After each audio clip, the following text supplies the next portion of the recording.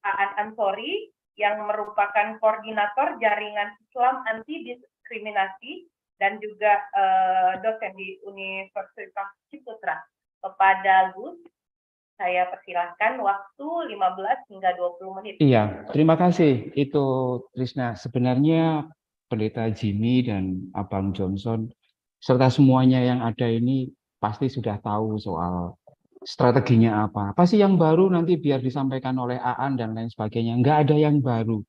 Kecuali bahwa aku merasa apa yang aku sampaikan ini adalah apa yang aku lakukan, Trisna. Jadi aku dulu sama kayak Pendeta Jimmy. Pokoknya negara harus hadir, kami bayar pajak. Kalau negara harus melindungi.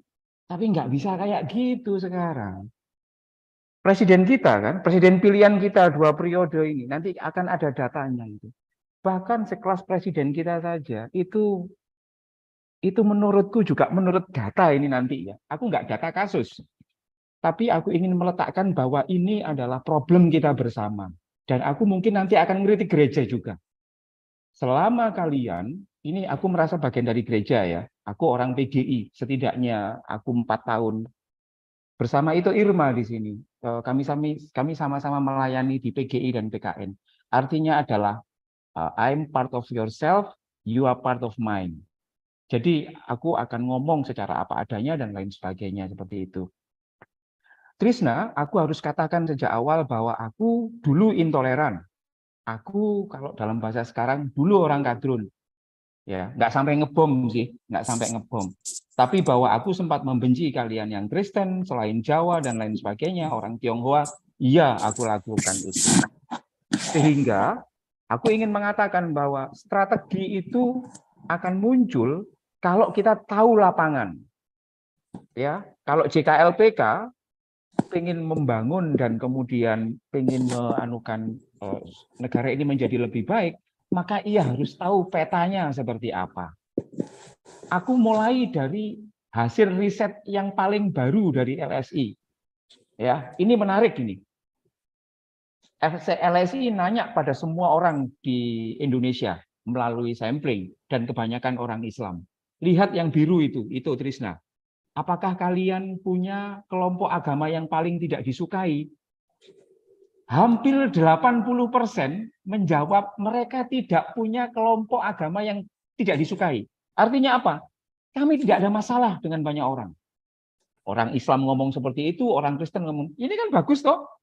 Hore, tepuk tangan Jokowi dan lain sebagainya dan semuanya. Ya. Tapi lihat ini. Lalu ini disusuli dengan pertanyaan ini tuh.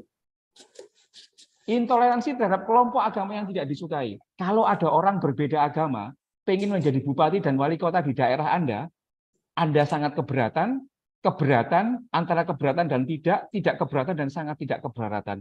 Lebih dari hampir 70% mengatakan keberatan tuh. Artinya apa? Artinya apa?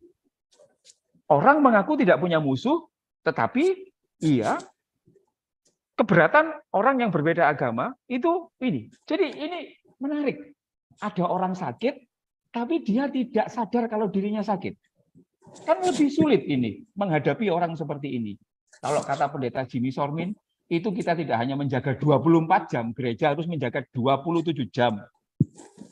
Kan lebih enak mengobati orang yang sakit misalkan, yang mengakui dirinya sakit, ketimbang orang yang sakit tapi tidak mengakui dirinya sakit. Nah, di sini survei ini mengatakan banyak orang yang mengaku tidak sakit, tapi sebenarnya dia sakit.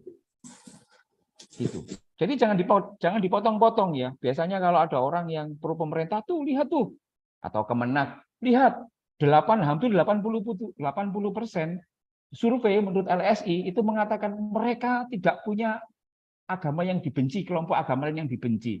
Wah, kita sudah senang itu, Kemenak sudah senang. Nggak dibaca yang sebelah sini. Oke, itu soal agama. Yang kedua, ini juga menarik tuh. Pertanyaannya, apakah kalian punya kelompok etnis yang paling tidak disukai? Hampir 85% mengatakan kami tidak punya kelompok etnis yang tidak kami sukai. Semua kami sukai. Bagus toh? Bagus toh? Lihat ini. Apakah ketika ada etnis lain menjadi bupati wali kota di daerah Anda, lebih dari 75% mengatakan kami tidak setuju.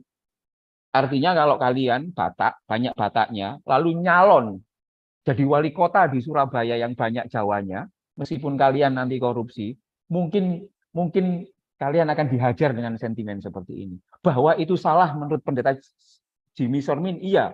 Tapi kita tidak akan ngomong itu salah atau benar. Yang menjadi concern saya adalah bagaimana kita melawan itu. Tidak dengan menggunakan kekuatan pemerintah saja. Bagaimana gereja juga ikut berperan. Tidak seperti orang yang duduk di kafe, McD, kemudian tolong aku bayar, kemudian suguhkan ayam dan lain sebagainya. Tidak, kita harus masak sendiri. Ini menarik. Itu Trisna, ini yang aku mengatakan bahwa negara ini tidak melakukan apa saja. Itu data tahun 2022. Aku nyari data 2017. Itu sama, Pak. Itu sama tuh. Ini 2017. CSIS itu tanya, apakah kalian setuju negara Pancasila diganti ideologi lain? 90% lebih mengatakan tidak setuju. Artinya mereka sangat pro Pancasila. Tetapi ketika pertanyaannya adalah, apakah mereka menerima pemimpin yang berbeda agama? Lihat itu jawabannya. 56% mengatakan saya tidak bisa menerima. Artinya apa? Di satu sisi adalah mereka mengaku sangat Pancasilais, tetapi tidak sadar dirinya tidak Pancasilais.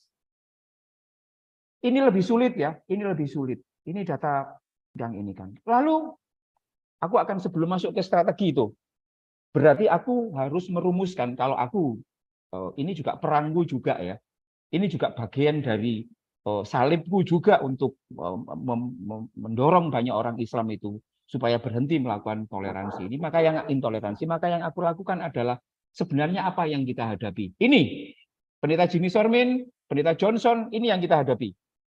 Kita loh ya, bukan kalian loh ya, kita.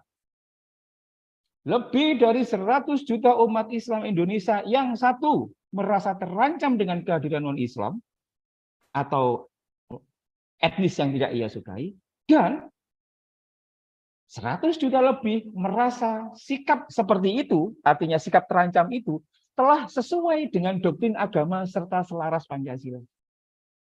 Jadi pendeta Jimmy dan juga pendeta Johnson, kalau Anda tanya orang-orang yang melakukan praktek intoleransi pada gereja-gereja itu, mereka itu meyakini bahwa itu adalah sudah sesuai dengan agama dan tafsir mereka atas Pancasila.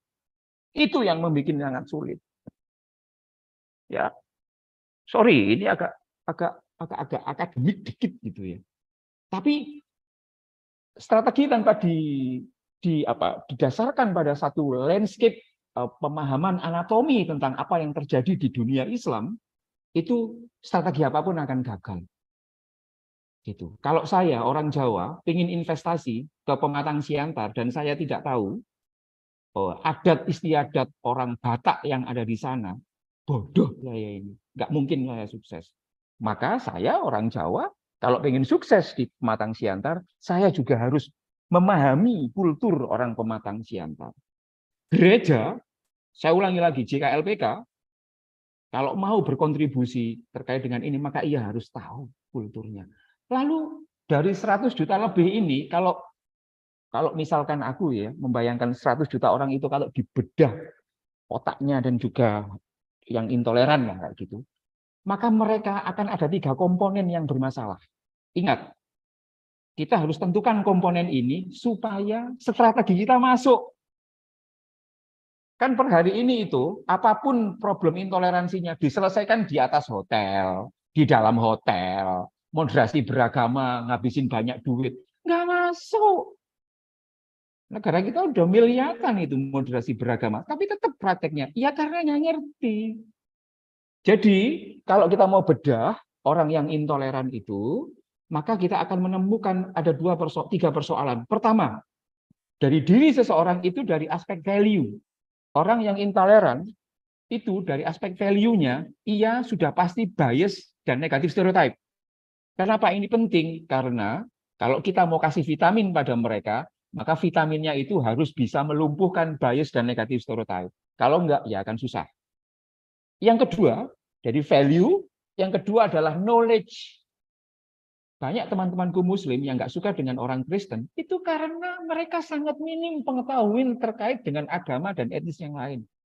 Contoh konkret saja, sangat sedikit orang Islam yang memahami tentang konsep monoteisme trinitarian. Karena sangat minim, maka mereka menganggap bahwa Tuhan kalian itu 3, bukan 1. Siapa yang salah? Bisa jadi mereka yang salah atau kalian yang tidak bisa menjelaskan kepada kami. Kayak gitu. Ya, jadi aspek knowledge ini salah satu contoh. Dan yang ketiga, jika kita bedah siapa yang kita hadapi itu adalah dalam aspek encounter atau interaction.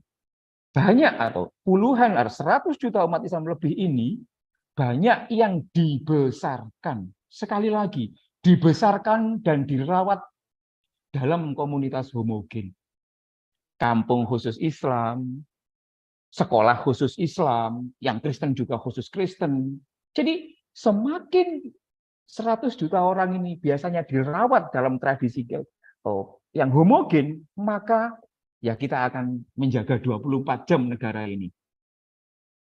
3 hal itu kalau kita lakukan, harusnya Jokowi ikut ini supaya dia bisa dengar dan Pak Kemenak juga tahu supaya moderasi beragamanya itu bisa langsung. Jadi ini ya, petanya seperti ini. Jadi kalau saya diminta untuk katakanlah mengintervensi orang yang sikapnya intoleran, maka saya harus menembak 3 hal ini. Nilai, value, knowledge, dan encounter itu sendiri. Itu menurut saya menjadi hal yang sangat penting. Soalnya agak susah ya. Puluhan atau 100 juta orang itu ada yang banyak yang jadi DPR, banyak yang jadi bupati, banyak jadi pengusaha dan lain sebagainya. Maka ini saling berkelindan. 100-an juta lebih orang ini kemudian bersatu memproduksi secara tidak langsung memproduksi pengetahuan, wacana, hukum dan lain sebagainya. Kesulitan gitu. Dan juga terus menyebarkan gagasannya.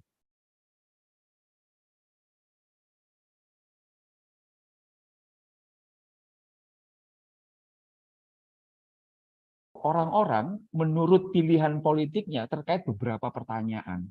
Yang ingin aku katakan bahwa 100-an juta orang itu terus kemudian bergerilya dengan mengembangkan apa yang aku sebut sebagai satu keterancaman, dan yang kedua itu adalah terkait dengan bahwa sikap terancam dan destruktif terhadap orang Kristen itu adalah sah menurut agama dan menurut Pancasila. Aku sudah menemukan 3 hal itu. Lalu kalau aku ditanya, oke, An, kalau problemnya seperti itu, anggap saja mereka ini sedang sakit begitu, bisakah kau omongkan ke aku bagaimana supaya mereka sembuh, dan kalau mereka sembuh itu tahapannya seperti apa? Ini untuk strategi loh ya, strategi tanpa diletakkan pada pencapaian seperti ini, itu strategi itu nggak akan bisa diukur. Ini adalah, jadi pendeta Jimmy dan pendeta Abang Johnson, orang-orang yang nutup teman-teman di Singkil dan ratusan rumah ibadah dan lain sebagainya, itu adalah banyak teman-teman saya, saudara-saudara yang Islam, itu yang masuk pada level 1 dan 2.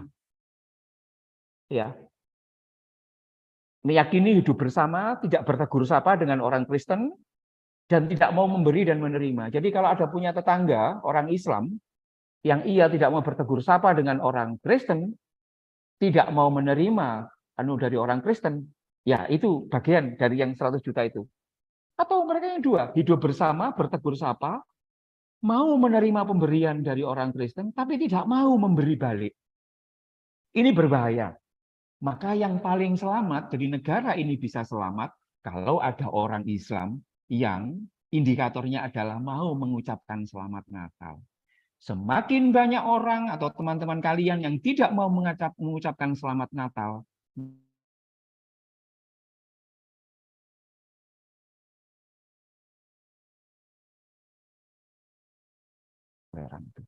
artinya apa? Strategiku itu, Trisna, itu adalah bagaimana membuat puluhan juta orang Islam Muslim ini, yang juga aku tawarkan ke JKLPK, supaya yang masih di level 1 dan level 2 ini bisa naik ke level 3. Sebab kalau bisa naik level 3, Pematang Siantar aman, Karo aman, mana lagi, Kabanjaya aman, dan lain sebagainya.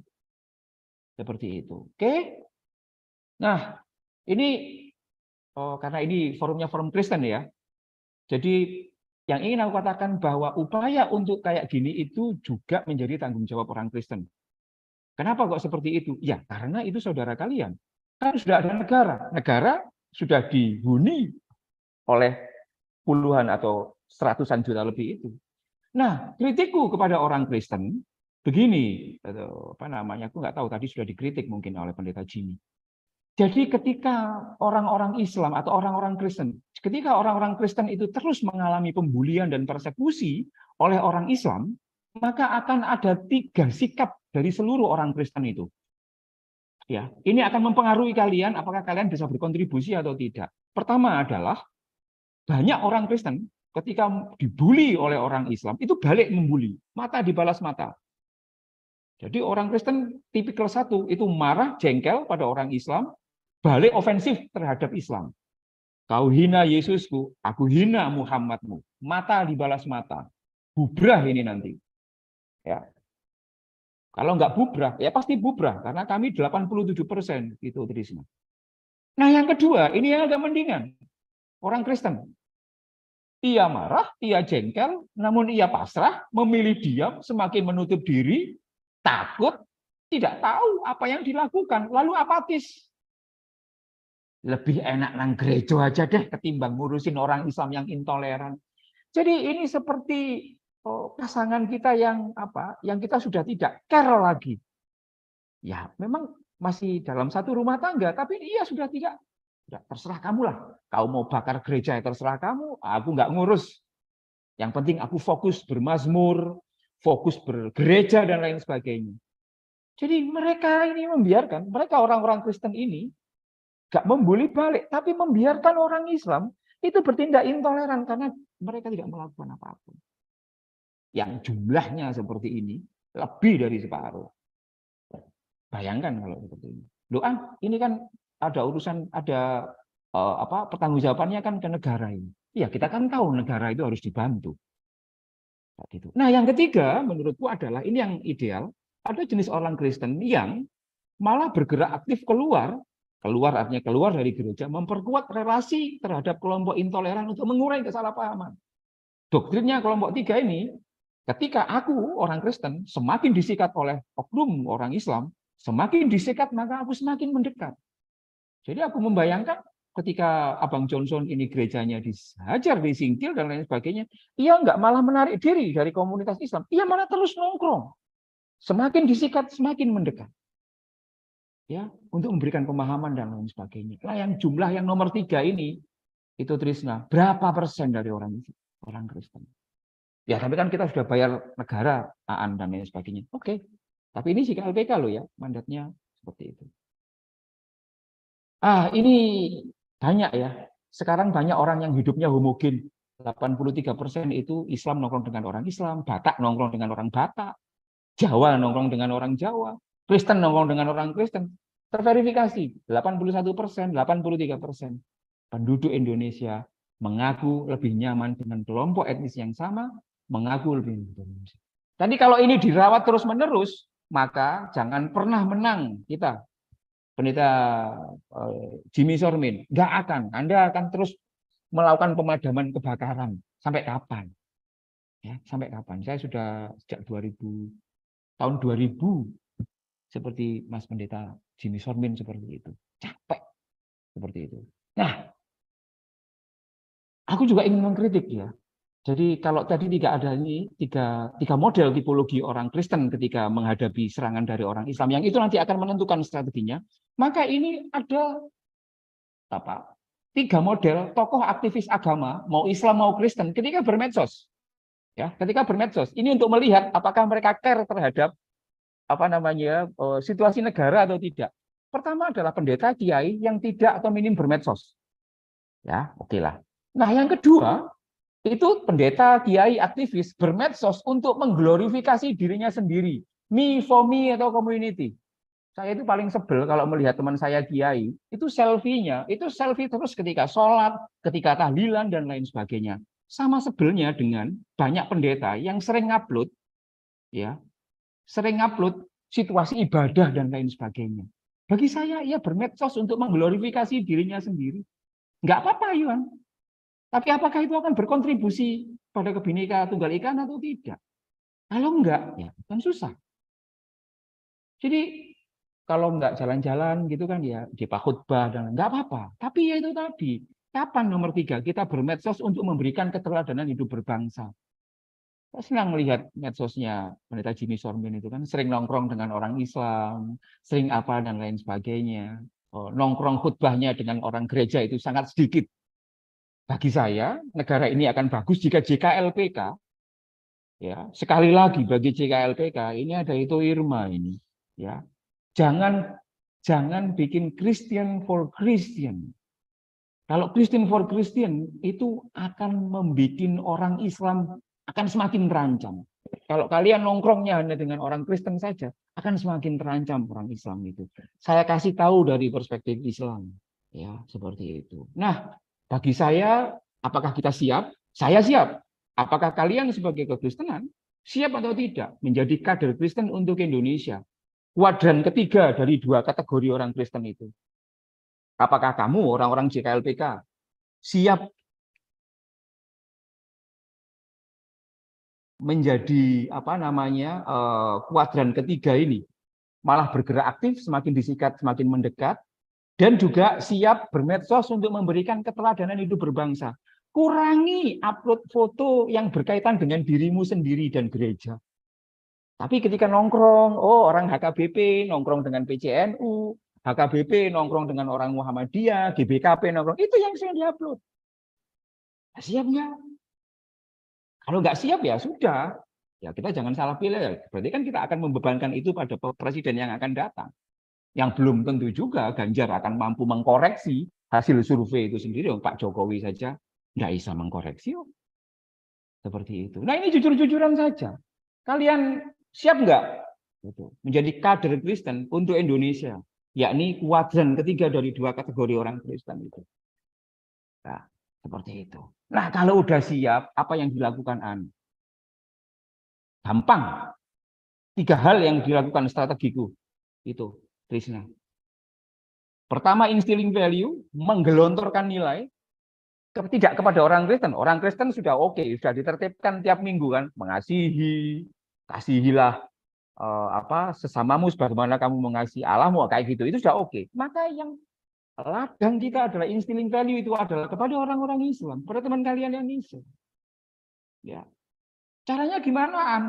Lah wong masa kita harus khutbah ke orang Islam pakai Alkitab? Ya, sebenar apapun kalau itu Alkitab pasti akan diresisten sebagai orang Islam seperti itu. Nah, pakai Pancasila. Ya. Protokol terbesar kita yang masih bisa digunakan oleh orang-orang Kristen ketika mengingatkan orang Islam itu adalah berislammu sudah selaras Pancasila belum? Duh, sudah, ketuhanan yang Maha Esa. Tuhan itu Esa, nggak seperti Tuhan kalian. Kan seperti omongannya. Itu cara baca yang salah. Maka saya kasih tahu teman-teman sekalian. Karena ini yang saya pakai ya. Jadi saya kalau mengkoreksi model berislam seseorang, berkristen seseorang itu adalah harus selaras Pancasila. Tapi Pancasila yang dibaca dalam kerangka menurut saya Opung Luhut ini.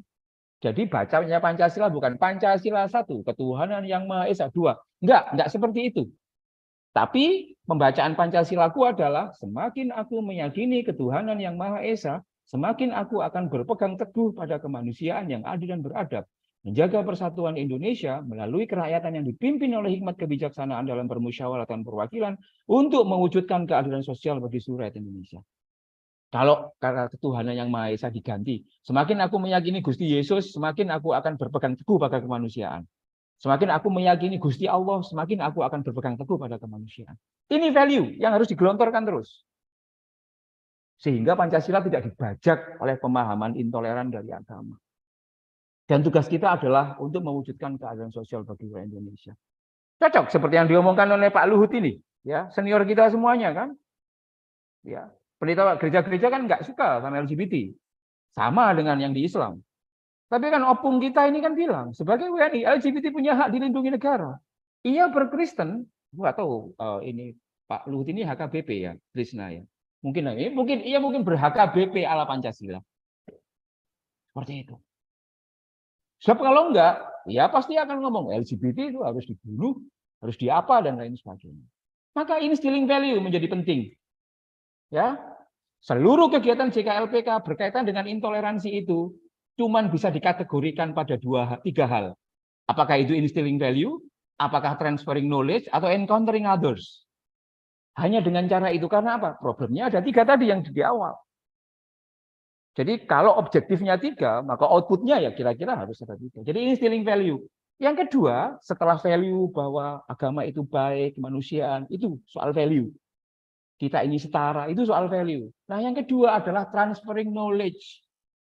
Bagaimana menjelaskan, memberikan pengetahuan, terutama pada teman-teman yang masih intoleran itu, terutama menyangkut kekristenan. Kita sering ngomong dialog karya, oke. Tetapi kita kenal dekat dengan banyak teman Islam, akrab ya dengan teman-teman HKBP, tapi diam-diam dalam hatinya orang Islam mengatakan, orang Kristen itu Tuhannya masih tiga, bukan Tuhan yang esa. Kan kecewa itu orang Kristen. Ya karena tidak ada transferring knowledge. Aku melakukan ini. Ya, aku lakukan ini. Aku jujur-jujuran saja. Itu di Tanpa Ragi itu dilihat lebih hampir 1,5 juta orang. Bisa disaksikan di YouTube. Aku masuk melakukan transforming knowledge dari perspektifku sendiri dalam perspektif Islam untuk mencari titik temu. Tidak dalam aspek polemis loh ya, tapi mencari titik temu. Oh ternyata Trinitarian ini bisa dipahami juga menurut kami yang Islam dalam kerangka monoteis, tidak dalam kerangka. Ini penting, yang seringkali dihindari oleh banyak orang. Jangan dia ngomong soal teologi, nggak akan ketemu. Ya kalau nggak bisa dipertemukan, ya nggak bakalan ketemu. Nggak akan ada transferring knowledge. Nah, jika LPK bikin kayak gini-gini lah. Jangan karikatif, jangan eko, dan lain sebagainya. Jangan hanya itu. Jangan hanya economic empowerment, dan lain sebagainya. Tapi berani masuk kayak gini. Karena apa? Yang kita hadapi itu, Trisna, itu 100 juta lebih orang yang merasa terancam, dan merasa keterancaman itu dijustifikasi oleh doktrin agama. Dan ini mencari titik temu semuanya. Yang menurutku itu penting, transforming knowledge. Yang terakhir adalah encountering others. Jadi kita sudah gelontor mereka yang 100 juta itu dengan nilai yang bagus, sudah memberikan pengetahuan kepada mereka. Ini loh, orang Kristen itu Tuhannya satu, bukan tiga. Sudah. Lalu apa yang dilakukan strateginya? Encountering the others. Bagaimana memperjumpakan satu dengan yang lain. Dipertemukan. Ini mempertemukan ketika bom Bali. Ketika bom Dasa ini aku ada di sini. Ini semuanya yang aku cerita pengalamanku ya. Aku mengencourage itu ya. Ya, sehingga aku ngomongku itu ya memang based on what I have been doing seperti itu. Apalagi ini mumpung masih kecil ini. Ya, JKLPK. Oh, aku usul ini direkturnya Laya Amin ini. Mandatkan kepada anggota JKLPK untuk membuat pertemuan-pertemuan anak Islam dan anak Kristen di seluruhnya. Bagus. Jangan yang besar-besar saja. Yang kecil juga perlu dirawat. Dan pertemuan. Bikin bareng dan lain sebagainya. Kalau Kristen hanya nongkrongnya dengan orang Kristen, nanti banyak orang Islam akan curiga dan lain sebagainya. Nah ini mempertemukan ini. Aku tahu banyak di antara teman-teman di sini yang belum sepakat dengan perkawinan beda agama. Tidak apa-apa. Bagiku encountering the others itu adalah memastikan setiap orang itu juga berhak untuk membangun rumah tangga dengan siapa yang ia cintai, meskipun ia berbeda etnis dan berbeda agama. Aku sampai level ini. Ya. Dan juga yang menarik yang aku salut dari teman-teman PGI adalah aku dilibatkan bersama dengan itu Irma dan lain sebagainya. Bayangkan aku tidak pernah berpikir ya.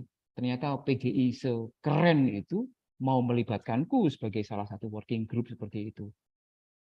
Sebagai penutup, Amin dan teman-teman yang lain ya. Terus libatkan teman-teman Islam tidak hanya sebagai beneficiaries dan target group. Kalau kalian bikin panitia dan lain sebagainya, libatkanlah orang Islam supaya orang Islam punya pengetahuan yang lebih terkait kekristenan. Supaya cerita itu bisa dibawa ke komunitasnya Islam. Sebab kalau yang ngomong itu sama-sama bisa syahadatnya, itu biasanya lebih cespleng ketimbang yang diomongkan itu. Kalau yang ngomong sama-sama Bataknya, biasanya lebih dipercaya kepada orang ketimbang yang ngomong Sleman. Gunakan cara itu. Sebab kalau tidak, strategi apapun itu akan mental. Karena yang kita hadapi adalah lebih dari 100 juta orang yang intoleran. Itu Trisna, terima kasih ya. Sorry kalau terlalu lama. Matur suwun. Terima kasih Gus Aan Ansori yang membantu kita memahami